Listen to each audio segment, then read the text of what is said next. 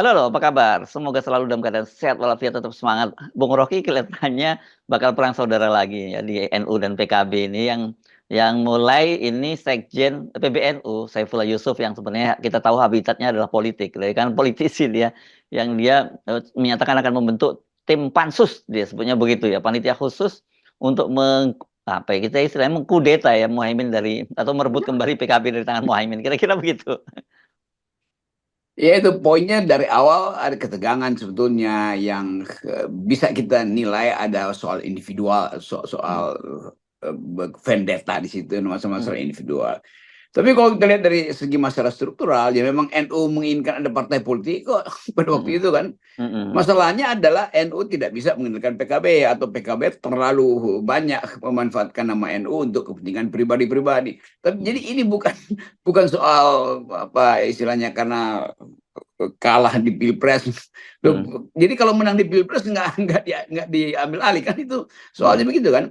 Hmm. Jadi argumennya apa itu kalau PKB mau dirampas oleh NU itu? Kita cuma mau lihat itu sebagai PKB adalah lembaga politik. Dia udah jadi milik publik bahwa asal usulnya adalah NU ya iya itu namanya begitu.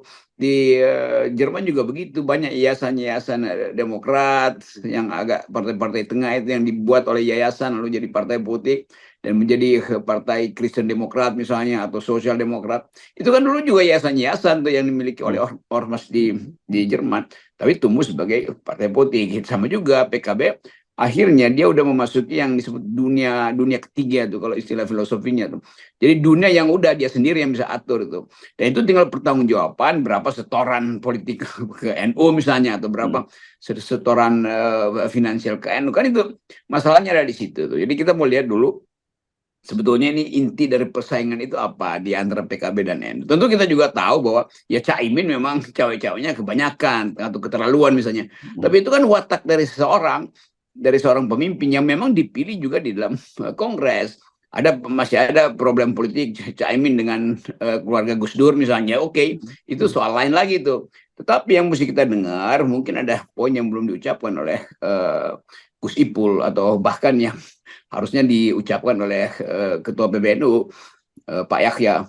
Iya, iya. Kan kalau kita baca alasannya itu semakin apa katanya makin ahistoris gitu. Ada kalau ahistoris itu kan artinya ada kekhawatiran kalau PKB makin menjauh dari PBNU gitu ya. Tapi saya lihat em, ini ada juga yang apa ya kontradiktif kan. Karena ya Takuf sendiri kan selalu menyatakan bahwa tidak ada satu partai politik pun yang boleh membawa-bawa nama NU. Ya termasuk juga Capres juga begitu. Jadi tidak ada jadi PBNU itu pingin steril dari partai politik. Nah, sekarang pertanyaannya kok kenapa justru dipersoalkan secara katanya sudah mulai melupakan historinya atau high history dengan pembentukan PKB gitu.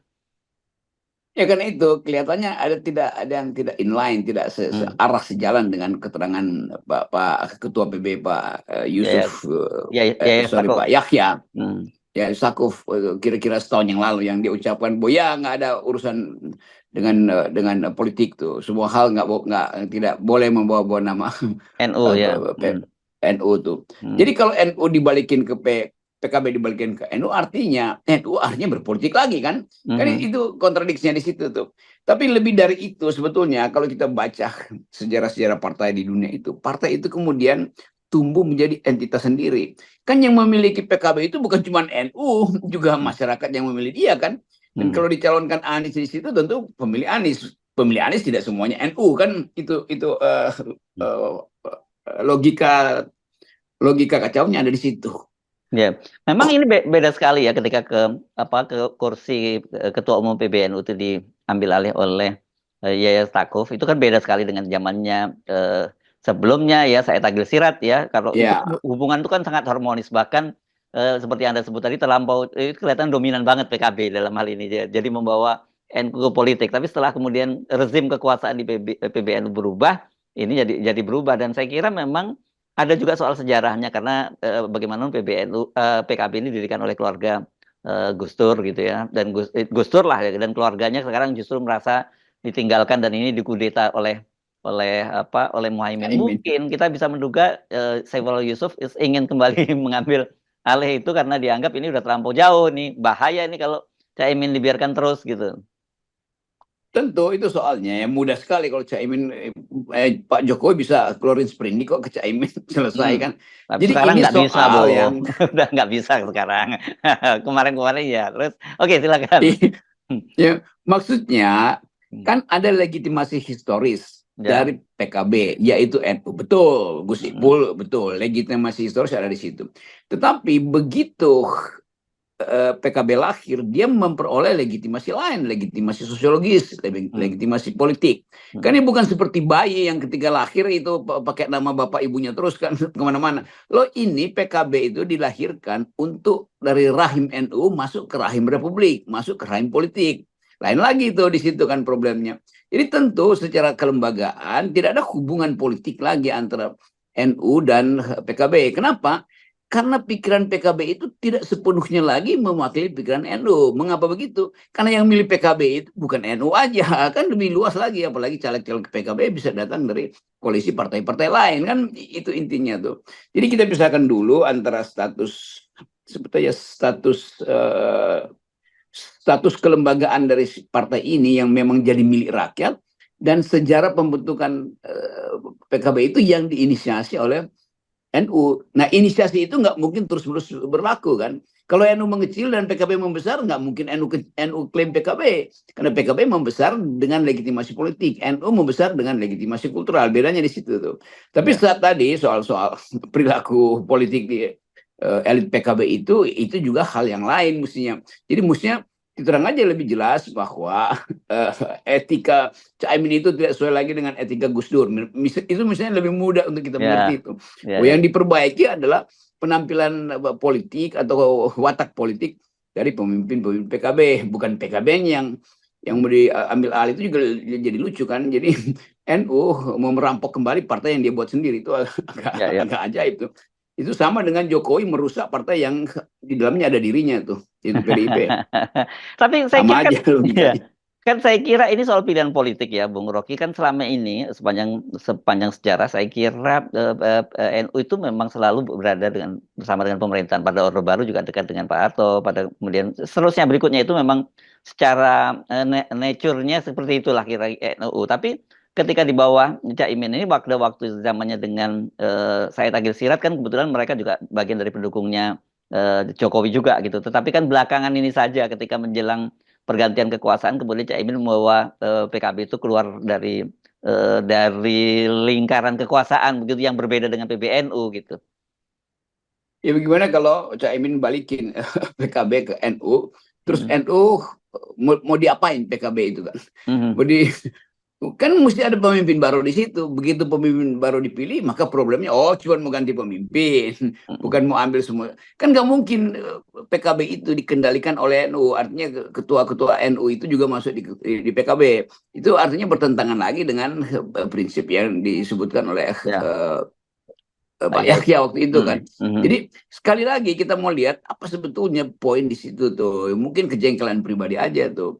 Tapi Hmm. kalau soal membenahi PKB itu saya juga setuju bahwa benahi PKB supaya PKB itu nggak kelihatan partai yang ya begitu ditekan di sana lari ke sini, tekan di sini lari ke sana tuh. Dan Hmm. juga hal yang masih ada jarak kultural antara PKB di bawah pimpinan Caimin dengan keluarga Gus Dur yang sebetulnya lebih masuk akal untuk jadi persoalan karena sifat-sifat kekeluargaan di PKB itu yang dibangun oleh Gus Dur, kekeluargaan dalam arti kebersamaan dalam memikirkan organisasi itu diabaikan oleh Caimin, lalu terjadi ketegangan antara PKB-nya Caimin dan keluarga Gus Dur. Jadi banyak betul variabel ada di situ. Nah kalau kita cuma mau mendengar usulan untuk mengambil alih PKB itu dari segi etika itu kurang tepat gitu karena Hmm. PKB sudah hidup berdasarkan legitimasi publik. Sementara NU legitimasinya kultural, itu bedanya tuh. Ya, dan sekali lagi juga bertentangan dong dengan garis politik yang bukan garis politik, Ya, kebijaksanaan organisasi yang ditegaskan oleh Yahya Stakuf bahwa tidak ada, pokoknya nggak NU tidak boleh dibawa lagi ke politik dengan diambil alih oleh katakanlah tadi disebut pansus begitu yang terbentuk dari 5 orang dan di situ dia sekjen posisinya Saifullah Yusuf, ya mau nggak mau kemudian kan PBNU berarti terlibat dalam day to day politik lagi. Gitu. Atau mungkin PKB mau dijadikan lembaga bisnis dari NU aja tuh, supaya apa namanya? Bukan lah PKB mungkin. jadi Apa? PKB berubah jadi perusahaan kelola batubara, ya kira-kira begitu. Ini semua sebetulnya kalau kita sebagai pengamat kita deteksi secara sedikit nakal. Ini soal-soal pragmatisme yang tidak bisa diselesaikan secara ideologis. Itu aja dasarnya. Ya. Atau kita mulai melihat misalnya kenapa yang bicara bukan ketua PBNU, kenapa sekjen yang bicara tuh? Apakah ini semacam ujian untuk ngegertak PKB atau betul keputusan final organisasi? Itu kita lihat lagi. Mungkin besok ketua PBNU yang mesti bicara itu kan, karena ini kan bertentangan dengan keputusan dia sendiri untuk tidak menjadikan NU itu sebagai pemain politik gitu, atau masuk dalam kancah politik. Kalau kancah bisnis boleh. Ya, ya, ya, ya, ya. Oke. Nah, tapi mari kita coba lihat secara ini lagi ya, lebih lebih kita zoom in begitu ya. Kita lihat persoalannya sebenarnya ini seperti Anda sebut tadi itu, ini konflik antar keluarga juga. Kan bagaimanapun juga ya, Muhaimin dengan Saifullah Yusuf itu sepupuan, dengan Yeni Wahid dan putra dan putri-putri Gus Dur yang lain itu juga sebenarnya masih sepupu kan begitu. Jadi kalau ini kita bisa sebut sebagai perang saudara gitu. Tapi kalau mengacu dalam sejarah maupun pewayangan, memang perang saudara itu lebih seru Bung Rocky ketimbang perang biasa sampai melahirkan Baratayuda kan kalau di pewayangan, dan itu sebenarnya perang antara Astina dan Pandawa itu juga sebenarnya saudara juga gitu. Itu kecenderungan umum dari sebuah partai yang dibentuk juga secara kekeluargaan kan, masalahnya itu sebetulnya. Tapi PKB kan sudah berevolusi menjadi partai modern, partai publik. Tetapi kalau kulturnya masih begitu, itu artinya persaingan-persaingan internal, komunal, antar keluarga itu ternyata nggak bisa diselesaikan sekedar melalui kematangan politik kan. Jadi kelihatannya itu intinya tuh, sehingga yang bicara adalah Gus Ipul tuh. Mungkin ada pembicaraan dengan keluarga Gus Dur, boleh aja, tetapi mesti dibuka pada publik bahwa ini soal etiket atau lebih tinggi sedikit etika dalam kepemimpinan Caimin itu, bukan organisasinya, bukan partainya tuh. Nah, kalau partainya berubah orientasi kan jadi lain lagi kan. Kalau misalnya ketua partai berikut, kan PKB mau bikin apa? Muktamar mungkin akhir tahun, dan mulai diperlengkapi fasilitas muktamar itu supaya membuka kembali persoalan dan mencarikan jalan keluar antara ketegangan antara Caimin dan keluarga Gus Dur, kan lebih bagus sebetulnya diperlihatkan pada publik rencana ke arah situ. Atau memang ada rencana untuk memanfaatkan momentum hari ini untuk mempengaruhi nanti apa namanya ini perlihatan musyawarah nasional dari PKB di kira-kira akhir tahun nanti kan. Kan semua ini juga terkait dengan kalkulasi politik ke 2020 berikut yang mulai ada pilkada di bulan November. Ya, ya.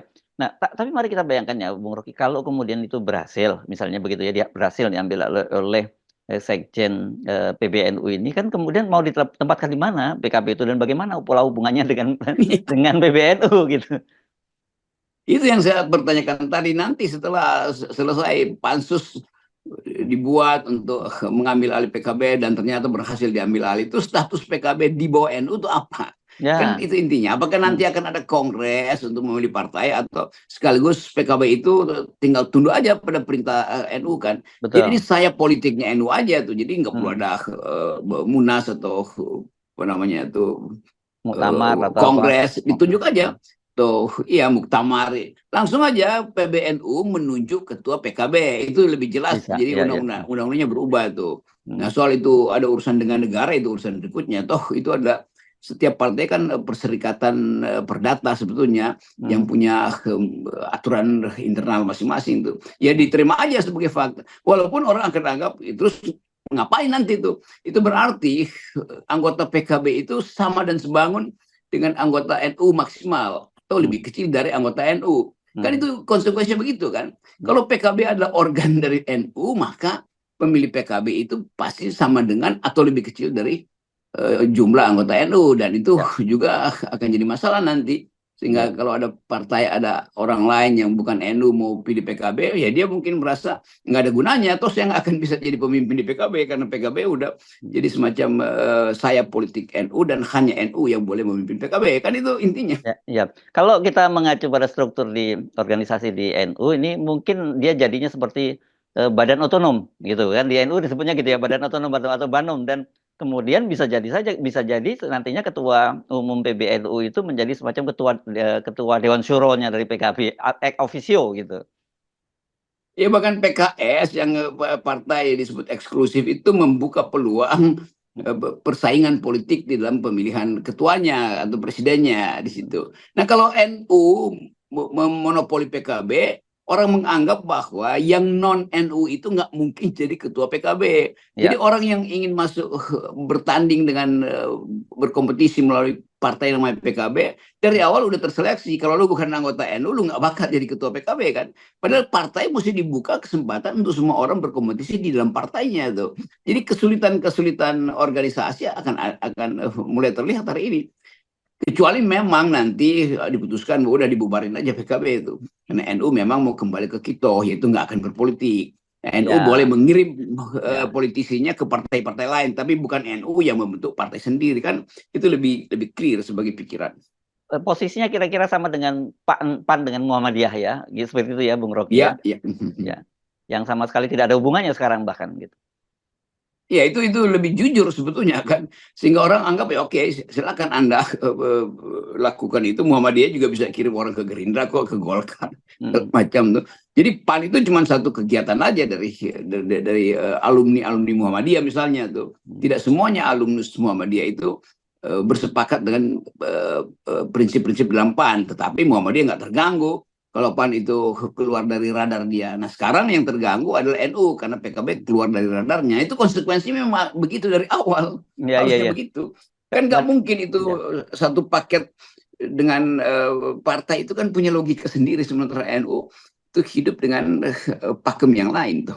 Ya, dan juga tadi oleh Saifullah Yusuf disinggung-singgung soal kegagalan di Pilpres kemarin ya. Dan itu karena kata dia tidak nurut dengan PBNU. Nah, saya kira ini mungkin padahal sebenarnya kalau dari sisi partai politik dari perolehan di legislatif dan juga di kursi-kursi di seperti misalnya di Jakarta dan sebagainya, perolehan kursi dari PKB itu meningkat loh Bung Rocky. Jadi harus diakui bahwa dalam hal ini secara politik ya Muhaimin itu sukses gitu. Ya itu masalahnya. Jadi landasan berpikirnya tidak kuat sehingga orang nggak ngerti ini apa masalahnya tuh. Dengan kata lain, nanti pasti akan dijanjikan bahwa kalau PKB kembali ke NU, maka perolehan suara akan lebih besar. Hmm. Kalau PKB kembali ke NU, maka presiden yang dicalonkan PKB pasti terpilih itu. Kan itu intinya kan. Jadi kalau misalnya nanti 2029 Anies dicalonkan lagi oleh PKB, itu pasti terpilih apa enggak tuh? Kan kondisionalnya karena tidak ikut perintah PKB, perintah NU, PBNU. PKB turun profilnya tuh. Padahal justru di legislatif PKB yang moncer karena nebeng pada Anies kan itu Ya, intinya tuh. Jadi ya, sekali lagi keterangan-keterangan subjektif ini, ya sebetulnya ini keterangan subjektif, itu kadang-kala membuat kita merasa bahwa loh, kultur demokrasi kok dibawa-bawa ke soal subjektif. hmm, Kalau itu soal personal vendetta, dilakukan intrik masing-masing kan masing-masing punya kemampuan membuat intrik. ya, Ya, tokoh-tokoh di NU, Gus Ipul ya teman saya ngerti itu bahwa dia punya kemampuan untuk manuver di dalam urusan beginian. Demikian juga Imin. Jadi dua tokoh yang sedang bermanuver, tetapi jangan menyebabkan sistem kepartaian kita itu justru diolok-olok lagi bahwa begitu ada persaingan di dalam secara personal maka hak publik dibatalkan. Nah, bagaimana misalnya rasa batin atau rasa perasaan politik dari kader-kader PKB yang udah dulu di DPR nanti itu siapa yang akan kendalikan mereka tuh kan itu masalah lagi tuh. Mereka menganggap loh kita kan masuk PKB itu dan menang di dapil-dapil itu dengan koalisi dengan beberapa partai bukan dengan NU loh, dan hmm. itu juga jadi problem. Mereka kan berinduk pada siapa kalau PKB udah diambil alih NU, kan kulturnya jadi beda. Ya, sini. Tapi saya kira ini akan sangat menarik ini ya. Dan tensi politik akan semakin panas. Tapi untungnya saja ini kan Pilpres dan Pileg sudah selesai. Tinggal Pilkada. Jadi saya kira di situ nanti pertempurannya, Bung Rocky ya.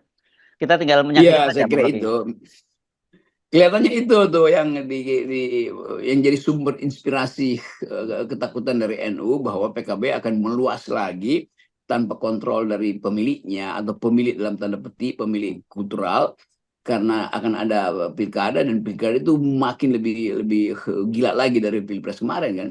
Jadi itu kekhawatirannya. Tapi kita balik lagi pada prinsip bahwa menurut Ketua Umum PBNU, Ya, NU tidak boleh berpolitik ya, apalagi memelihara partai politik. ya, Berpolitik aja ya, nggak boleh, apalagi memelihara partai politik. Jadi ya, udah biarkan aja itu beredar sendirian, tapi di balik layar tentu kasakusuk iya, untuk saling pasang strategi dan jebakan ya silahkan aja. iya, iya, iya. Oke, baik ya, Bung Loki. Yes, ya. Yes.